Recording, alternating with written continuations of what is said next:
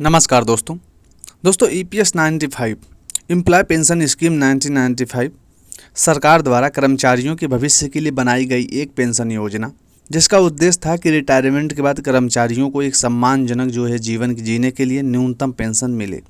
लेकिन आज 2025 में भी देश के लगभग 65 लाख ईपीएस 95 पेंशनर को औसतन 1000 से 1500, 1500 से 700, 500 प्रति माह पेंशन मिल रही है।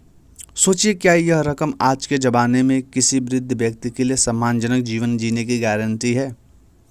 पेंशन की राशि अधिकांश पेंशनरों को 1000, 1500, 700 रुपये प्रति माह मिलती है। दवाई, किराया, बिजली, पानी, हर चीज़ वो महंगा हो चुका है। उम्र के इस पड़ाव पर सबसे ज़्यादा ज़रूरत स्वास्थ्य सेवाओं की होती है, लेकिन इतने कम पेंशन से इलाज कराना संभव है?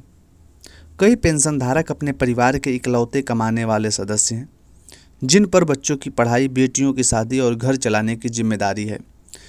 इतनी कम पेंशन के कारण समाज में उनका सम्मान भी घटता जा रहा है और वो खुद भी सर उठा के नहीं चल सकती।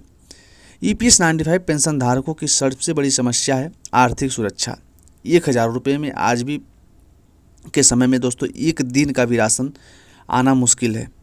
कई पेंशनर्स को अपने बच्चों या रिश्तेदारों पर निर्भर रहना पड़ता है, जो कभी कभी उनके लिए अपमानजनक भी हो जाता है।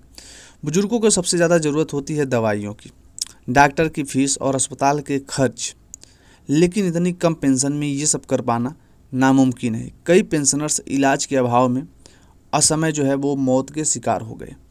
समाज में पेंशनर को सम्मान की दृष्टि से देखा जाता है, लेकिन आज जब वे अपनी ज़रूरतें पूरी नहीं कर पाते तो कई बार उन्हें परिवार और समाज में उपेक्षा का सामना भी करना पड़ता है।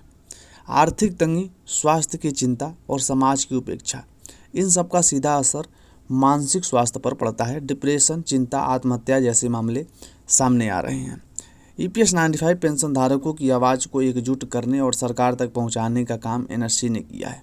एनएससी के नेतृत्व में देश भर में लगभग लाखों पेंशनर ने शांतिपूर्ण आंदोलन किए, ज्ञापन दिए, धरने दिए, प्रदर्शन किए और कानूनी लड़ाई के जरिए सरकार से अपनी मांगों को रखा। न्यूनतम पेंशन 7500 प्रति माह किया जाए, ये एनएससी की मांग थी। महंगाई भत्ता डीए लागू किया जाए, एनएससी की मांग थी। मेडिकल सुविधा वो उपलब्ध कराई जाए, एनएससी की मांग थी। पेंशनर्स के परिवार को भी सुरक्षा मिले, एनएससी की मांग थी। सुप्रीम कोर्ट के फैसले को लागू किया जाए, ये भी एनएससी की मांग थी। एनएससी का आंदोलन का एक इतिहास और संघर्ष रहा है। धरना प्रदर्शन एनएससी ने दिल्ली से लेकर देश के हर राज्य में धरना प्रदर्शन किए हैं। संसद मार्ग, जंतर मंतर और राज्य की विधानसभाओं के सामने हजारों पेंशनरों को अपनी आवाज़ बुलंद की है। ज्ञापन दिया, प्रधानमंत्री, वित्त मंत्री, श्रम मंत्री और ईपीएफओ अधिकारियों को सैकड़ों ज्ञापन सौंपे गए। मीडिया में भी अभियान चलाया गया। सोशल मीडिया, प्रिंट मीडिया और इलेक्ट्रॉनिक मीडिया के जरिए एनएससी ने अपनी बात को पूरे देश तक पहुंचाई। कानूनी लड़ाई में सुप्रीम कोर्ट और हाई कोर्ट में एनएससी ने ईपीएस 95 पेंशन के हक के लिए याचिकाएं दायर की। सरकार ने कई बार ईपीएस 95 पेंशनरों की मांगों पर विचार करने का आश्वासन दिया, लेकिन अभी तक कोई ठोस कदम नहीं उठाया गया है। सरकार का तर्क है कि ईपीएस 95 पेंशन योजना एक डिफेंड कॉन्ट्रीब्यूशन स्कीम है, जिसमें पेंशन की राशि तय फार्मूले के अनुसार मिलती है। लेकिन सवाल यह है कि जब देश की अर्थव्यवस्था बढ़ रही है, सरकारी कर्मचारियों के पेंशन में बढ़ोतरी हो रही है, तो ईपीएस 95 पेंशनरों को क्यों नज़रअंदाज किया जा रहा है? सरकार की घोषणाएं और ज़मीनी हकीकत क्या है? 2014 में सरकार ने ईपीएस 95 पेंशनरों को न्यूनतम पेंशन 1000 रुपये करने की घोषणा की।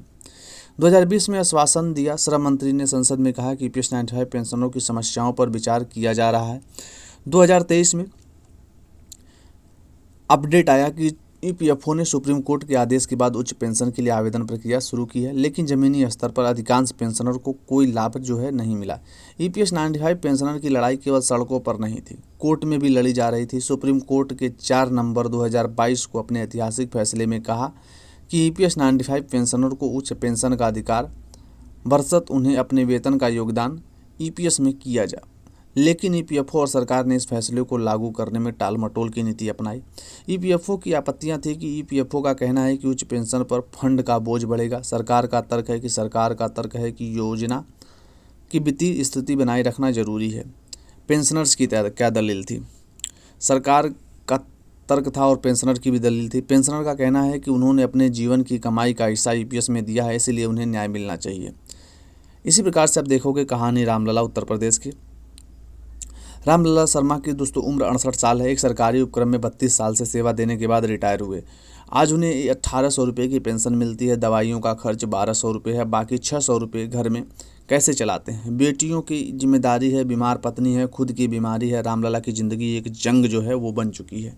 ये तो इनकी कहानी रही।